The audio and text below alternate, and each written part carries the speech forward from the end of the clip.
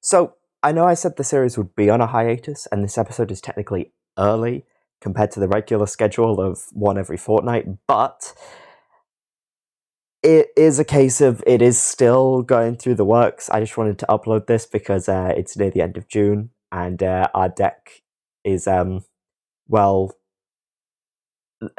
let's just leave it up to Rainbow Dragon.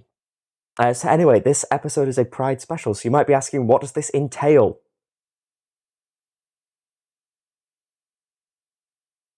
So what the plan is for this episode is it to go fairly normal compared to the regular stuff which I've been uploading about this series, but with just a few slight tweaks here and there. I've got some announcements at the end for some stuff, and yeah, it's gonna be fairly normal. However, I do want to admit one thing before we start. So I've been trying to build Kashtira in this series, and then realized I probably shouldn't. So we're switching to Crystal Beast. But every pack I opened was to do with Kashtira, and I thought rather than letting them go to waste, I should probably just open them here. So that's what we're doing. If you don't like that, this is my series, and I'm sorry, but I do now have most Bestial cards. So let's just go into a quick overview of that and see what happens. I'm not going to build Black Wings. They're cool, but just not... Oh, Bestial Magnemite. Good, good, good, good. Good, very good. Good to have more Bestials. Dragon Bust is a pretty decent set overall. It's just kind of, I've been unlucky with not pulling Kashtira's. Another Bestial. All of the Bestials. Good. Good. Yeah. Hello, Slot. Ooh, Bestial. Nice. That's good. That's good. That's good. Makes me happy. Bestial is happy. Bestial's good. So here's Structure Deck Obelisk the Tormentor. I will explain why we're opening this. The Forbidden cards. Forbidden Chalice and Forbidden Lance are the most important to us. We can search these with Condemned Witch, for one. Dress is okay. But these two specifically, this one protects us from board wipes, and this one is a negate. So we can search and negate them. Elements cards. Good Elements cards, but just we're not building Elements. Finally! Oh, I'm gonna sound like a lunatic, but I'm sleeping this up. I'm not even letting it take a scrap of damage. 60 pounds. This costs 60 quid. Side note, why do I sound like a chipmunk? This is worth every penny. And the Kashtira preparations, okay. This is worth it. We have got what we needed. Well, we need 3 more, but not 3 more, 2 more. Anyway, after that quick fire round, it's time just for a deck profile. Okay, deck profile. Apologies if there's any background noise, because I'm currently in a little bit of a rush due to a lot of things. So this is going to be fairly quick. This is the deck that we're playing for, I think, every challenge this episode, with like a few minor tweaks for a couple of them, but it doesn't really matter that much. So if you spot a card that isn't in the deck profile, I probably changed it out for some reason. 2 Rainbow Dragon, because you have to have one in deck, but also it's not too bad to draw sometimes. 2 Crystal Beast Rainbow Dragon, because it's the best Crystal Beast to place in Spell and Trap Zone. Speaking of placing the Spell and Trap Zone, 3 Sapphire Pegasus and a Ruby Carbuncle to revive it, and then every single Crystal Beast name for our Crystal Beast monsters. Then we have our Crystal Spell Traps, which is Rainbow Bridge to search them, 3 Crystal Bond, the best one to use, 3 Rainbow Bridge of the Heart, 2 Awakening of the Crystal Ultimate, and 1 Crystal Beacon. This card's just really good, generally. I don't know why I haven't been playing it more. I mean, it's not that great to draw on its own, but when you can search it, it's really, really good. Then for the 2 Crystal Traps, the 1 Conclave, 1 Miracle. I'm not the biggest fan of Conclave control, just by the fact it's probably what we should be playing, but we don't currently have Baguska, so that's why we're not playing it. I might try and get Baguska next episode, though, just because Baguska's a good card, and just the ability to play a really good control deck would really come in handy. For the Small Utopia package, we have 1 Ascended Stage, 1 Astraltopia, and 1 ZW Pegasus Twin Saber for the monsters. This allows us to set up a double monster negate, which is pretty useful, and a rank up magic and a numbers protection, because sometimes we can search this with the Astrotopia, who can also be an extender in a good amount of hands sometimes. Although this isn't the best card, I do like it because it is situational, but it does come up sometimes. For generic cards, of course, 3 Ash Blossom, really good this format. 2 Kaijus for removal. And these are supposed to be 3 Forbidden Chalices, but I couldn't find them in time. There'll be footage of me opening it. So, you know, we do have them. I just couldn't find it in time, so I just decided to throw 3 Econ to represent it. For the extra deck, we have our lovely array of tokens. That Relinquished Anima is not supposed to be here. 2 of the big one and 1 of the less big one. You can make this grinding constantly. You can't make this as much, and this one's really good, but it's very difficult to make currently. I'd like to make it more often.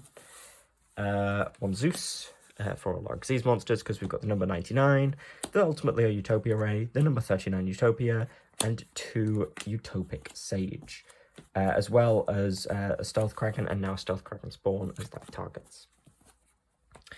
For links, we've got Proxy F, which doesn't come up that much, a Downard. To be honest, I probably should replace the Proxy F with the Downard. I haven't yet, so next episode I guess we're going to play 2 Donna, I mean. And then I couldn't find these 2. This is supposed to be the Tri-Brigade Link 4 and Link 3. So Shureg and Rugal, I think. Just because they can come up, because a lot of the Crystal Beasts are beasts. And Winged Beasts. For the side deck, 3 Ghost Bell, didn't come up that much. 3 D-Shifter, came up occasionally. And then the entire Bestial package. So 1 Lubellion, 1 Magnamut, 1 Soronir, 2 Druid's Worm, 2 Baldrake, 1 Regained, and 1 Beast.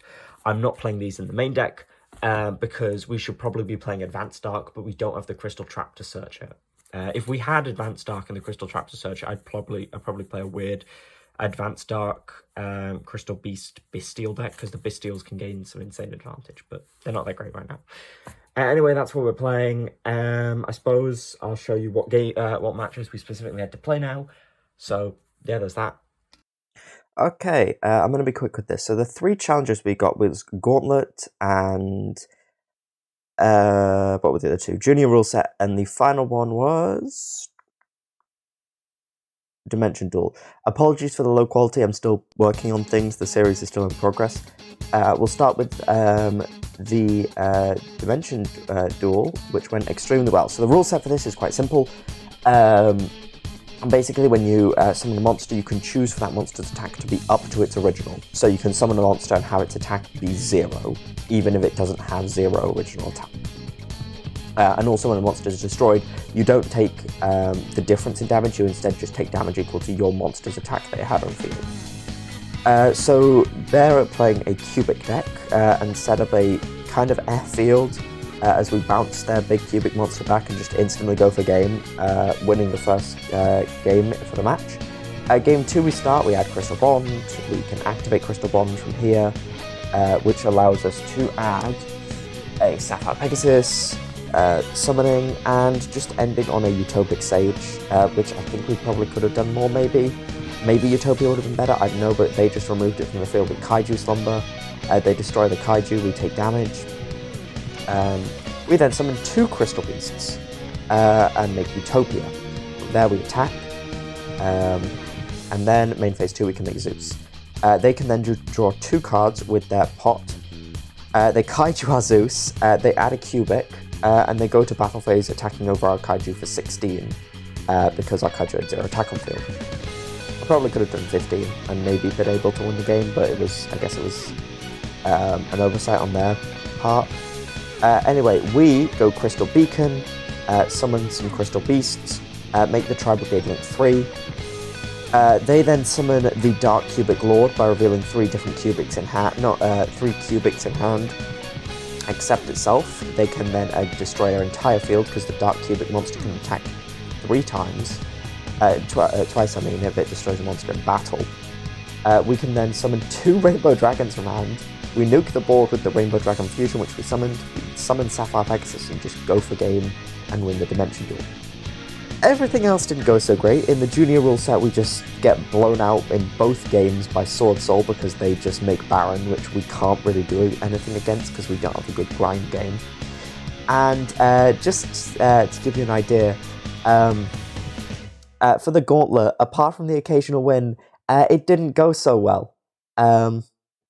Probably due to the fact that we're playing a quite janky Crystal Beast deck against stuff like Sky Striker and Sword Soul. Okay, I again have to apologize for any background noise. It's time for announcements.